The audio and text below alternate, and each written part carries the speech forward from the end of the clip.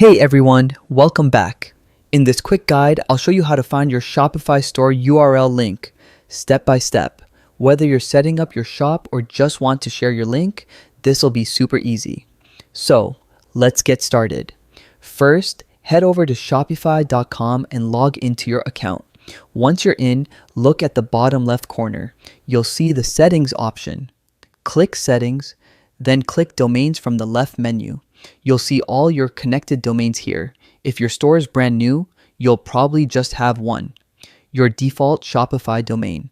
Click that domain and you'll see your store URL listed there. Just copy it and that's your main store link. You can use it anywhere, like in social media bios or when connecting apps. There's also a faster way to find it. From your Shopify dashboard, look at the left panel and click the little eye icon. It says View Your Online Store. When it opens a new tab, that link in the browser bar, that's your store URL.